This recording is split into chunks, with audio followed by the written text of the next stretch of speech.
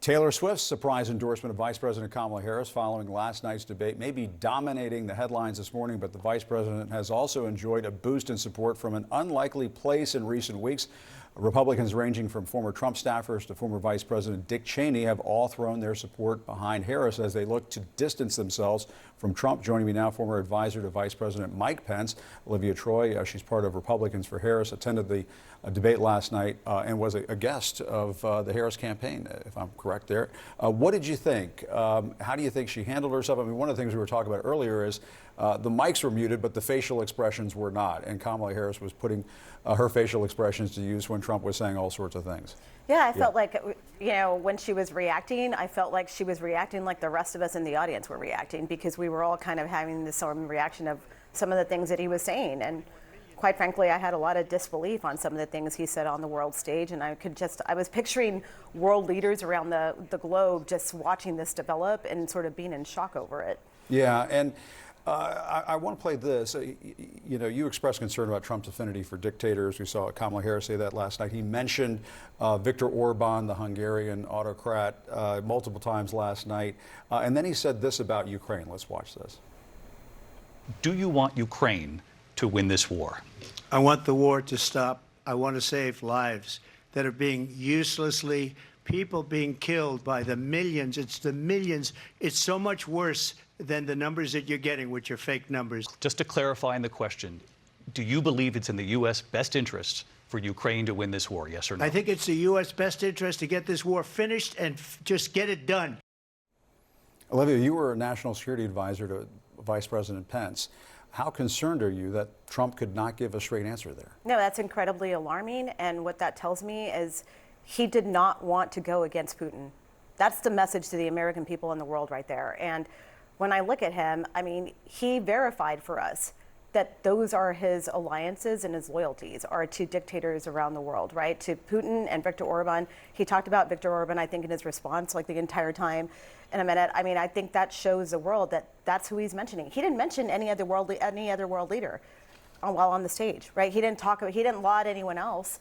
He was looking at these authoritarian-like people, and I think he sees himself in this vein. It's disturbing. And I want to read some of what the Wall Street Journal editorial board said following the debate, saying she won the debate because she came in with a strategy to taunt and goad Mr. Trump into diving down rabbit holes of personal grievance and vanity that left her policies and history largely untouched. She always takes the bait. Ms. Harris set the trap, so he spent much of the debate talking about the past or about Joe Biden or about immigrants eating pets, but not how he'd improve the lives of Americans in the next 4 years. I mean, when you've lost the Wall Street Journal as a Republican, what does that say? Yeah, I mean, I think it speaks volumes. I think, she was incredibly effective at talking about her vision, her plans for the country to the audience that needed to hear it, which is the people that were tuned in.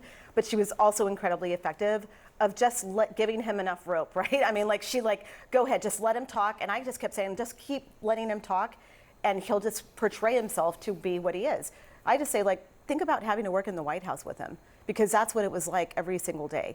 Think about watching the person that's supposed to be running and leading our country and behaving in that way, because what you saw last night on that stage is exactly who Donald Trump is. Do you think he'll do another debate? I think, he was clearly angry last night. I mean, when he showed up in the spin room, you could see that he was just frustrated about the situation. And you could see the anger sort of developing on stage in the moment.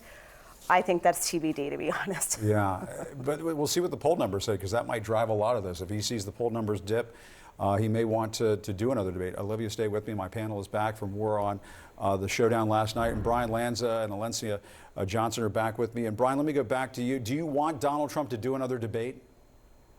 Yeah, I mean, I think they already have one, at least during the Biden-Harris campaign, they already have the third one scheduled later this month. And so if she doesn't want to compete in that debate, I'm certainly not surprised she didn't want to compete in the Fox debate. Alencia, what do you think?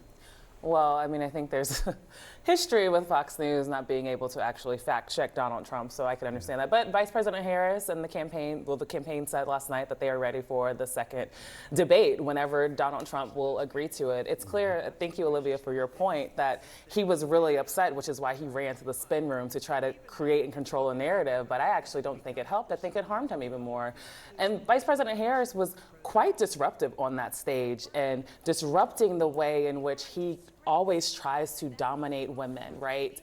And with you sitting here, Olivia, I'm just thinking about the range in which this coalition that wants to not only vote for Vice President Harris, move past Donald Trump. It ranges from Republicans who are tired of him, who have the courage to stand up, you as well as Dick Cheney and Liz Cheney, all the way over to the left. There are a lot of uncommitted voters who said they still want to vote for Vice President Harris. They want to see more, obviously, on the issue in Gaza. And then you have Taylor Swift endorsing her. I don't know what's more disruptive in our politics than a coalition and a candidate that can bring all of them together, and that is Vice President Harris. Yeah, I mean, Olivia, being in the room, what was that moment like when Trump and Harris went after each other on the issue of abortion? I think she was incredibly compelling, and I think she was speaking on a very personal level to the American people. I thought she was very effective on that. I could feel the emotion. And look, I am a conservative-leaning voter on the issue, but I respect her for the fact that she understands how to speak to all of us and unite us on this issue. And I'm talking to conservative women across the country. I'm going to Arizona later this week. I'll be there. I was with Republican women last week on the issue of reproductive rights. And look, there is a growing coalition here of people who really are feeling like she has welcomed us into this party. And she's saying, like, I'm going to be a president for all of you. Yeah, and she hit on that issue very early on in the debate, which means a lot of people were paying attention. And Brian, on that point, I did want to ask you about that because Trump called his answer on abortion, quote, perfect, but when the moderators pressed him on whether he would veto a national abortion ban, he refused to answer. I think he said it in the past that he wouldn't sign a national abortion ban, and I think J.D. Vance has also stated that. I think what he said last night is like, why are we considering something that's not possible? He didn't say he would veto it if it got passed and got to his desk. He didn't say whether he would veto it. I was answering the question, Jim. Thank you for giving me the opportunity. I think what he was saying. Well, if you're not going to answer the question, I'm going to jump in, Brian. I'm about to answer the question, but you keep on jumping. When I say I'm about to answer the question, that's the time you let me answer the question. Yeah. And well, so go as ahead. I was saying and trying to answer your question, your deeply thoughted question, I think what he was trying to say last night, and I think what he has said is like, listen, he goes, the country does not support late-term abortion. I think 91% of the country feels late-term abortion is a horrific thing. No, he said that in some states they're executing the babies after they're born, which is false.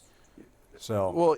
Well, let me finish my answer, Jim. I understand you don't want to hear it because it's inconvenient, but I'm still going to answer. Well, Brian, if you're not going to tell the truth, I've got to jump in. I'm sorry. Jim, do you want the truth? Do you want me to answer your question? We want the truth. Yes, and I'm trying to give you the truth with an explanation, but you constantly keep interrupting, which leads me to believe you don't want to hear the answer because it's inconvenient to you. So for the fourth time, I'm going to try to answer this question. What he said about abortion, what his position has always been, he's always been proud of repealing abortion. He said it early on that he gave the list of people from the Federalist Society who were going to return it to the states. And that's what has happened. And he's very comfortable with the states making the decision. He's very comfortable with some states being as liberal as California and taking the position they want to. And he's very comfortable with states as Arizona, sort of being more conservative as Texas. Where he lies on the issue and what he believes on the issue, it should be pushed back to the states for them to decide. What he says at the national level is that he doesn't believe a national abortion ban is going to hit his desk. I believe that too. I think you believe that, having covered the Hill yourself, Jim. You know that there's never going to be any legislation that goes to his desk on abortion because there's never been any legislation to go to the desk of any president since the overturn of Roe v. Wade. So as in completing your answer, President Trump has actually stated his position now for the fifth time where he stands. He has stated in the past he does not support a national abortion ban. J.D. Vance he didn't say whether he would veto that. I mean, I let you talk there for I guess it's a little technical word. I guess in my view, when you say you're this ain't C-SPAN, Brian, and when I ask you a question, whether he's, why he didn't say whether he would veto it, you can't just go on and on forever. I mean, Jim, I did ask you a straightforward question. Jim, I just am confused. When I say he's not going to sign a national abortion ban, what does that mean to you? You're still not answering the question. Well, I want to jump in here as someone who actually, in addition to presidential politics, I worked for Planned Parenthood for 6 years, and I know that Republicans have been planning for this moment for decades.